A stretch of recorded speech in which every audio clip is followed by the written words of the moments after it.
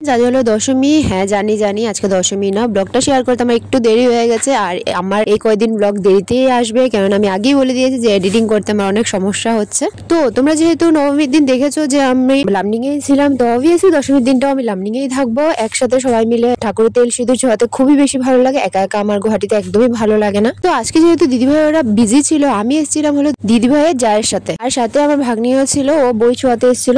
আমি কিন্তু তেল সিঁদুর ছোঁয়াবার নিয়ম এত একটা জানি না, তো দিদিভাইটা যেভাবে করছিল আমি ওনাকে ফলো করে করে সব সেভাবেই করছি। তার আগে বলে দিই, মণ্ডপে ঢুকে কিন্তু আমার অনেক কি বেশি ভালো লেগেছে। আমি তোমাদেরকে যে আগে বলেছিলাম নবমীর দিন দুর্গাপীঠের মূর্তির আওয়াজ আমি গুয়াহাটিতে বসে পেয়েছি, সেম টু সেম আমি এই রেস্টার ক্লাবের মূর্তির আওয়াজ গুয়াহাটি পেয়েছি। অ্যাকচুয়ালি এখানে পুরো 50 বছর পূর্ণ হয়েছে ফ্রেন্ডস। আর এই উপলক্ষে ওরা বাইরে থেকে, ওরা তো প্রত্যেক বছরই বাইরে থেকে মূর্তি বানানোর কারিগর আনে, এইবারও এনেছে। প্লাস প্যান্ডেলও ওরা খুব সুন্দর একটা নতুনত্ব স্টাইলে বানিয়েছিল। বাট দুর্ভাগ্যবশত আমি প্যান্ডেলটা দেখতে পারিনি, ওরা খুলে দিয়েছে, কেননা মূর্তি বের করতে হবে। মাকে তেল সিঁদুর ছোঁয়াবার পরে আমরা সবাই মিলে একটু তেল সিঁদুর মাখালাম, যারা আমরা এও স্ত্রীরা ছিলাম। আর দশমীর দিন কিন্তু ফ্রেন্ডস আমার এই সিঁদুর খেলার পার্টটাই সব থেকে বেশি ভালো লাগে। আগে যখন মেয়ে ছিলাম তখন এত বুঝতাম না, তখন এত ভালোও লাগতো না, কিন্তু বিয়ের পর, ইভেন বিয়ে হওয়ার আমার 1 বছর আগের থেকে আমার এটা ভালো লাগা শুরু হয়েছে।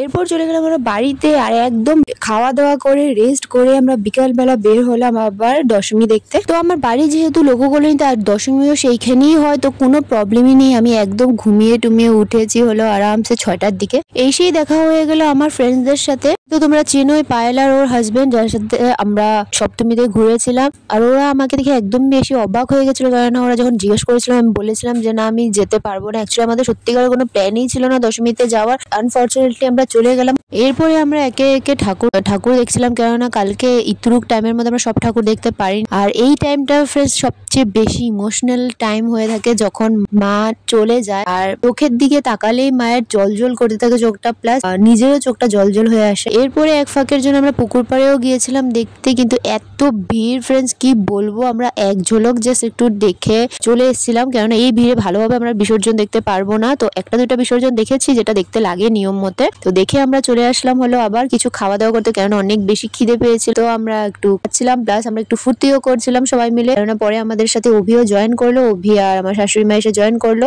এরপর যখন একটু হালকা হলো তারপরে গিয়ে আমরা সবাই মিলে বসে দশমীটা দেখলাম একদম সামনে থেকে, খুব ভালো লাগছিল। এরপরে বাড়িতে গিয়ে আমরা ড্রেস চেঞ্জ করে আবার আসলাম, কেননা ভালো লাগছিল না ঘরে বসে। তো এসে কিন্তু পুরা দেখতে পাচ্ছ পুকুর পাড় খালি হয়ে গেছে, তখন বসে বসে একটু আরামসে দেখছি। তো এই ছিল আজকে দশমীর ব্লগ। মাকে অনেক মিস করবো, আসছে বছর আবার হবে। মা ভালো থেকো আর সবাইকে ভালো রেখো।